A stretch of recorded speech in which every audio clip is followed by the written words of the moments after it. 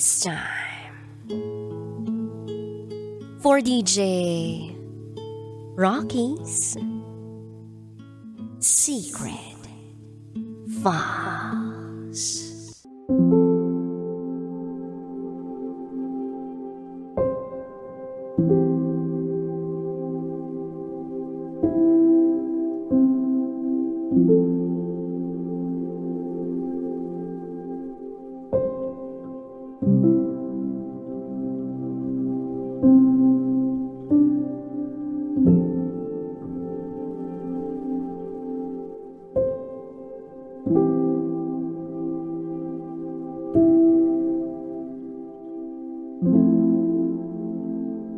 Ibinaba ko ang sarili ko ng sobra-sobra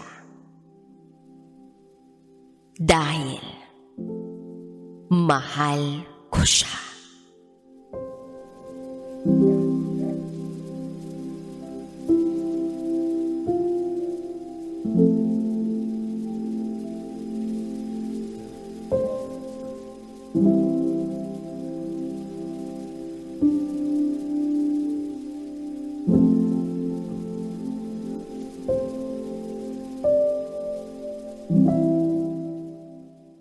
Hi, DJ Rocky.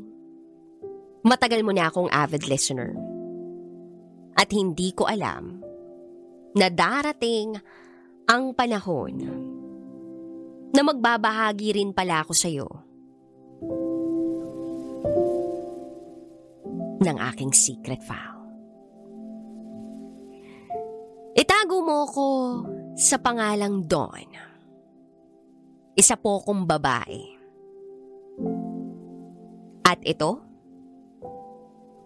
ang aking secret file.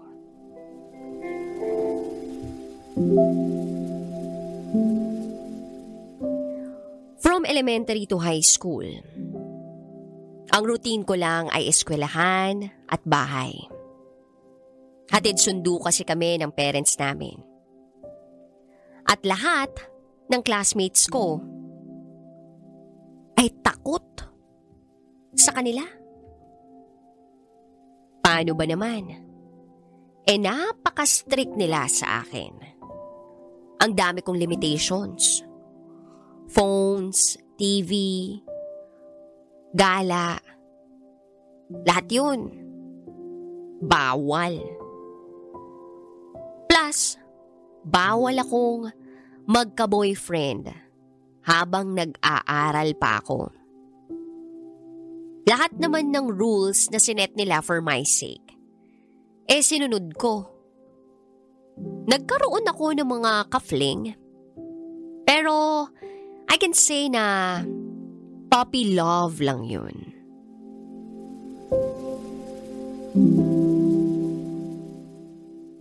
It never grew into something else.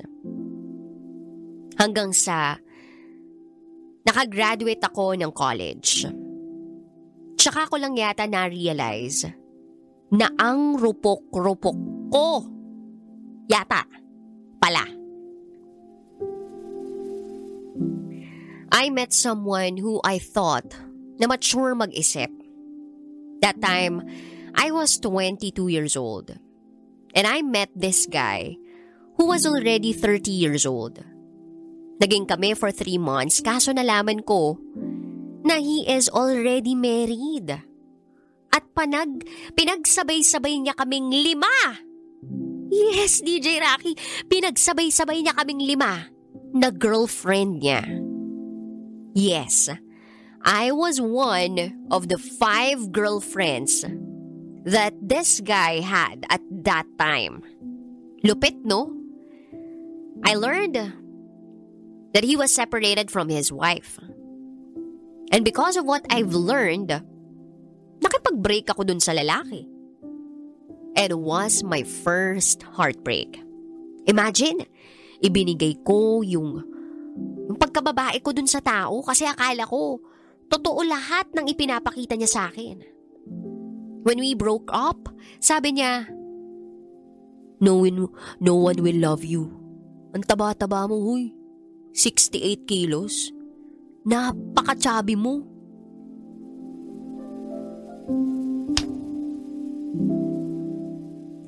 That really hurt me, DJ Rocky. So kinomfort ako ng mga kaibigan ko at ng ate ko nung time na yun. And then after like 3 months, nagparamdam uli sa akin yung ex ko. Sabi niya, kami pa raw. Oo, kami pa raw. Pero for me, wala na kami. Walang-wala na talaga. Ano siya? Lulubog lilitaw? And then remembering what he told me in our last conversation, no. So I allowed myself to entertain anyone. And then may isa akong workmate who told me na subukan daw yung isang dating app sa Facebook. Dito ko na nakilala ang greatest love ko. Yung taong binigyan ko ng lahat-lahat. Magka-chat kami ng 1 buwan, araw-araw. And then we decided na magkita na. So I told him na kung tsyuk-tsak-chenes lang ang habol niya sa akin, wag na lang. Kasi hindi naman ako ganung klaseng babae. Kota na ako dun sa ex ko. So sabi niya, hindi naman daw siya ganun. Kaya nagkita kami sa may San Pedro Church sa Davao City. This was August of 2021. First kong bungad sa kanya, I was like, nag-effort pa talaga ako dito to meet you ha. Para akong nagmamaldita. Pero nasa isip niya raw noon is mapapasakin ka rin. Itago natin siya sa pangalang Jerome. After we met, nag-usap kami. At naramdaman ko yung feeling na komportable akong mag-open up sa kanya about everything. Yung feeling na parang ang tagal na naming magkakilala. Sabi ko pa nga sa kanya, hindi na niya ako kailangang ilibre for dinner. But since he was insisting, pumayag na lang ako. In short, DJ Rocky, I showed him my bad side. In fact, I also told him na I can buy what I want. Sinabi ko sa kanya yung tungkol sa past relationship ko at siya naman, nag-open up din sa akin. Na yung huli raw niyang nakarelasyon ay naka-live-in pa. Yung ex, kaya hiniwalayan niya. Na-feel ko rin namang sincere siya dun sa mga sinabi niya sa akin. And then, sabi ni Jerome sa akin, na hindi pa raw siya masyadong nakakapasyal sa Davao kasi 3 years pa lang siya rito. Eh ako naman, almost 8 years na. Pero hindi ko rin naman kabisado ang Davao since bahay at school lang ako noon. Kahit nga ngayon bahay at trabaho lang ako. Nagtawanan na lang kami. Hanggang sa naikwento ko sa kanya yung nasabi ng ex ko sa akin na walang magkakagusto sa akin. He told me na hindi naman daw lahat ng lalaki ay pagkababae at tsyuk-tsak lang ang hanap. So I thought it was really true. After noon, pinakita ko lahat ng pag-uugali ko. Akala ko DJ Rocky titigil na siya. Pero hindi siya tumigil. Hindi siya tumigil. And one day, dumating yung time na may nangyari na sa amin. Kahit hindi pa naman kami. And that time, hindi pa rin ako ready to commit. Dahil takot pa rin ako. But he asked me, if kami na raw ba, since may nangyari na sa amin. Hindi ko siya agad sinagot. Pero umabot kami ng 6 months of dating. Hanggang sa naging magfubo ang label ng relationship namin. Sumapit ang Feb 11. Advance naming celebrate yung Valentine's Day kasi may mga duty kami in the following days. Head chef si Jerome sa isang sikat na restaurant at ako naman ay isang call center agent. Until March 4 of 2022, hindi na siya nagtanong kung ano kami. Basta sinabi na lang niya na kami na raw. Since the first date. Pero ayoko kasi. Gusto ko naman na may mansari kami. Yun lang, hindi namin maalala kung ano talaga yung unang date. So fast forward, na-meet ko na yung family ni Jerome. Hanggang sa nag-live-in na kami pareho. Hindi nga alang-alam ng parents and family ko. Sinabi namin September 22, 2022 na. Everything turned out great. Nagtutulungan kaming dalawa sa lahat ng mga bagay. Inaalagaan ko si Jerome, lalo na pag galing siyang trabaho at pagod. Minsan, hindi niya na kayang mag-half bath sa gabi kasi ang init sa kusina namin. Kaya pinupunasan ko na lang siya ng basang tuwalya. Buong katawan, kasama na yung private parts niya. Dinadamitan ko rin naman siya after.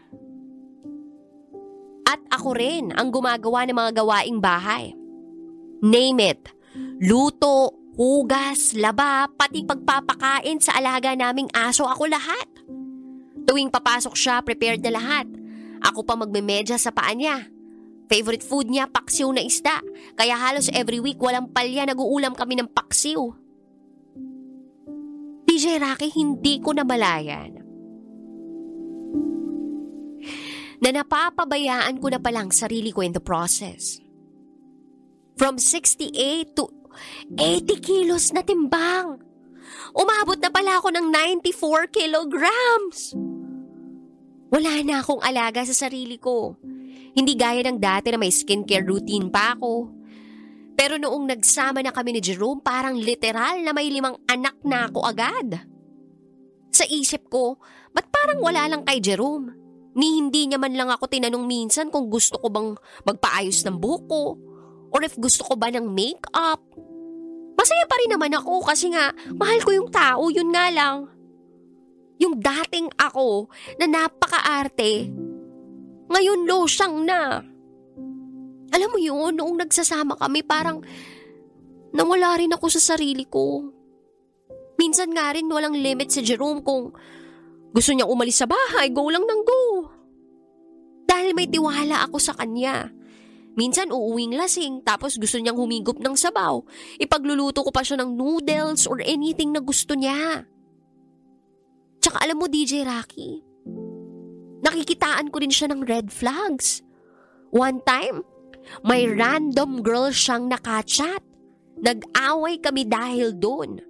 Pero naayos pa rin namin yun. Pag may problema, naaayos naman. Hanggang sa lumipat na ako ng trabaho. Total, nagsusuportahan naman kaming dalawa sa mga pangarap at plano namin sa buhay. Siya naman, gusto niyang magtrabaho sa cruise ship.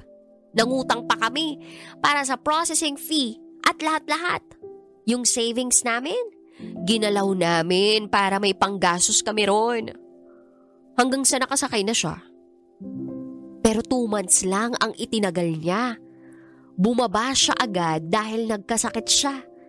Hindi niya kinaya yung pagod sa trabaho. Naawa ko sa kanya sa totoo lang. Tuwing magkausap kami, halos naiiyak kami pareho. Kasi pinipilit niyang kayanin yung trabaho.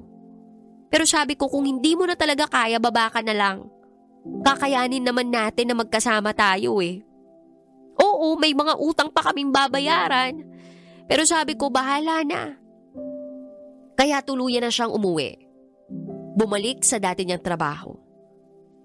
Kaya ko pa naman yung monthly expenses namin. By December 2023, bayad na lahat ng nautangan namin. Tinulungan ko siya sa lowest point ng buhay niya. Pero feeling niya noon sa sarili niya, isa siyang disappointment sa pamilya niya kasi hindi niya napanindigan yung pagbabarko. Pero still, minomotivate ko pa rin siya. Hanggang sa lumipat na siya uli ng trabaho. Mas maayos na job offer na.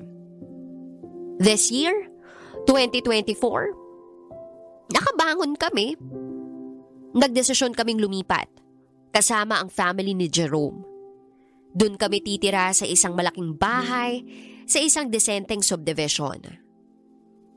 May 2024, naging maayos ang lahat sa nilipatan naming tirahan. Dahan-dahan din kaming nakapundar ng appliances. furniture. Actually, parang wala na nga akong mahihiling pa. Sabi ko sa sarili ko, ang swerte-swerte naman ng taon na ito. Ang dami naming goals na na-unlock. Pero hindi ko inaasahan, DJ Rocky. As in, hindi ko inaasahan na dito pala magsisimula ang mga matitinding pangyayari sa relasyon namin ni Jerome. Dati, DJ Rocky, gusto ni Jerome na magkaanak kami.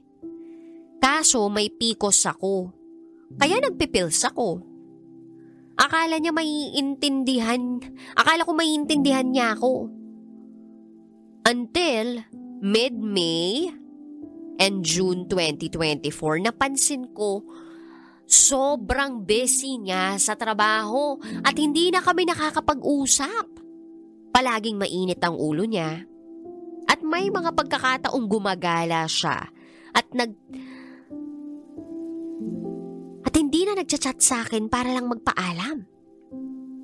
Hindi ko agad yun pinansin not until July 2024. Nagpaalam siya sa akin na may mga katrabaho siya na pupunta, mga lalaki at babae. Sabi ko okay, walang problema. May tiwala naman ako sa kanya. Inasikaso ko yung mga katrabaho niya. Naglinis ako ng bahay. At ako pang naghugas ng mga pinagkainan nila. Pero, isa sa kanila, isang babae. Parang ibang pakiramdam ko sa kanya. Hindi ko yun pinapansin that time. Pero kung makatitig siya sa akin, alam mo yun, head to toe eh. Naisip ko, baka ganun lang talaga siya. Then July 30, nagising ako. Kasi naiihi ako. Then napansin kong gising na rin si Jerome. Pumunta ako ng banyo. Dala ko ang cellphone ko at sakto. Naka-login pala sa phone ko yung messenger account ni Jerome. May nabasa akong chat sa kanya ng isang girl na ang pangalan ay Laika. Sabi nung chat, "Nasa store ka na. Ingat, I love you."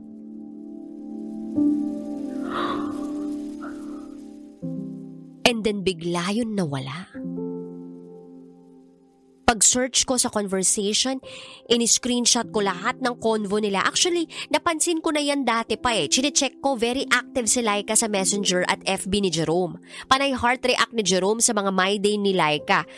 Hindi na ako nakatiis, DJ Rocky. Sinugod ko si Jerome sa kwarto at sinuntok ko siya sa likuran para magising siya. Tinanong ko kung anong ibig sabihin ng mga nabasa ko. Sabi niya, outright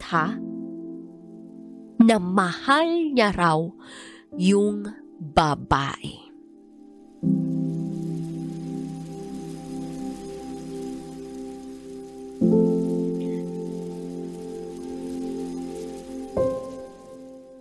Hanggang sa dinala niya ako somewhere around 4 a.m. Doon daw niya ipapaliwanag ang lahat-lahat. Pagdating namin doon, sabi niya sa akin, 3 years na tayo. At simula pa lang, hindi na talaga kita mahal. Awang-awa lang ako sa'yo dahil sa past mo. Kaya I tried to love you. Nasuklian lahat ng ginawa mo para sa akin. 3 years na tayo pero wala pa rin tayong anak. Kaya gusto ko magkaanak sa'yo kasi baka magbago pa sakali yung pagtingin ko sa'yo. Baka ma-realize kong mahal nga talaga kita. Minahal naman kita pero hindi tulad ng pagmamahal na ibinibigay mo sa akin. Alam ko, pag naghiwalay tayo, magagalit ka at mahihirapan ako. Pero nakokonsensya na akong lukuhin ang sarili ko na mahal kita.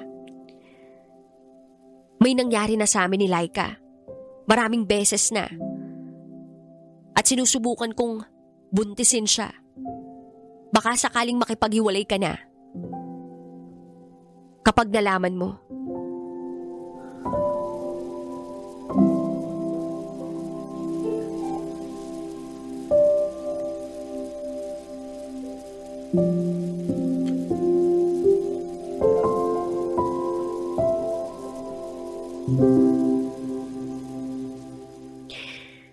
DJ Rocky, para akong pinatay ng paulit-ulit sa mga sinabi niya. Lahat ng napagsamahan namin tuwing uuwi siya at sasabihin, I miss you babe, hindi pala totoo lahat yun. Hindi totoo. Tuwing uuwi siya sa akin from work at maglalambingan kami, magpaplano ng magkapamilya, hindi pala yun totoo.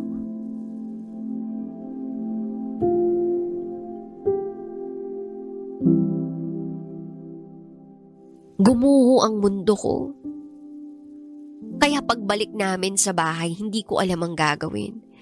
Hindi ko rin naman masabi sa family ko kasi for sure malaking gulo. Pero bago siya pumasok sa trabaho, binawi niya lahat ng sinabi niya. Hindi raw yun lahat totoo. Tines lang daw niya ako kung tatanggapin ko pa raw ba siya kung totoo lahat yun. Alam mo ang sabi ko, oo. Oo. Kung mananatili ka lang, subukan natin uli. Ang tanga ko, no? Ang tanga ko? Binigyan ko siya ng pagkakataon. Naging okay kami uli. Pero this time, inopen up ko na ang nangyari sa family niya. At ang isa ko pang ginawa, tinawagan ko yung babae. Depensa niya, sa work lang daw yun. Wala yun, joke lang daw nila yun. Sabi ko kay Jerome, sige tuloy namin, 1 month, start over ko no. Pero hindi ko na makitang nag-e-effort siyang isalba pa yung relasyon namin. Parang hinahayaan na lang niya ako na ako na yung kusang umalis. August 12, umalis nga ako. Tinotoo ko na. Lumipat ako ng apartment, nagtry ako mag-move on ng mag-isa. Pero bumibisita pa rin siya sa apartment ko at may nangyayari pa rin sa amin. Sabi niya maghintay lang daw ako ng 1 buwan. Need niya raw ng space para mapag-isa. Binigay ko yun, kahit madalas siyang pabalik-balik. Nakain pa nga sa apartment ko eh. Manggugulo, tatambay. Hanggang sa nahuli ko siya na pinupursu niya talaga yung girl na katrabaho niya. Nalaman ko rin na yung babae na hined to toe ako, yun yung babae niya at nagpupunta siya sa akin while fubo niya, yung babae.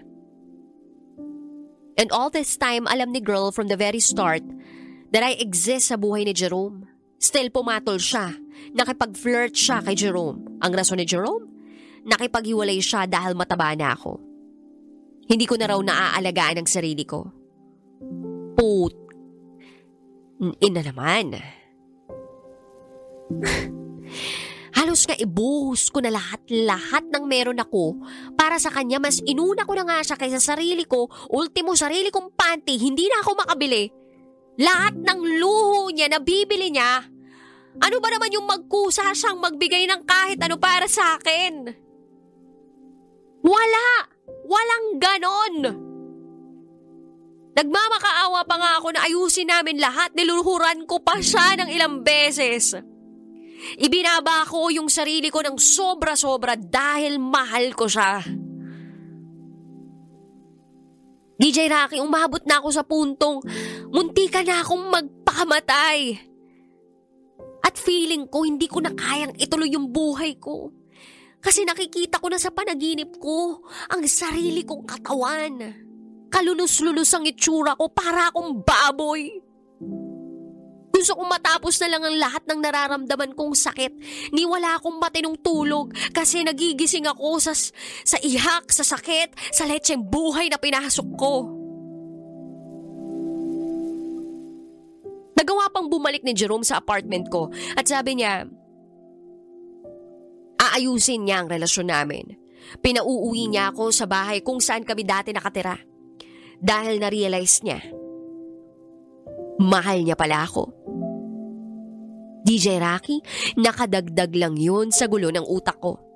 Nag-email ako sa kumpanya nila. Binulgar ko yung affair nila nung babaeng katrabaho niya 2 beses.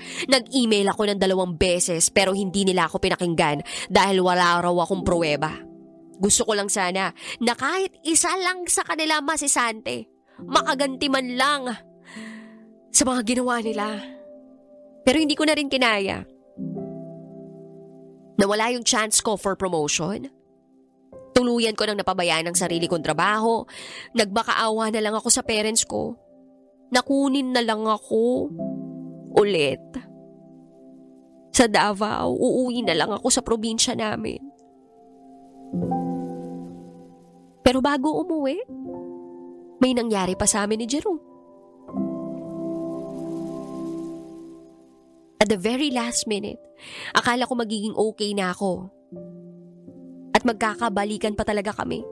Pag uwi ko sa amin, iba na ang pakiramdam ko. Nasusuka ako, akala ko stress lang dahil sa mata. Kasi almost 3 months na simula nung nagkagulo kami.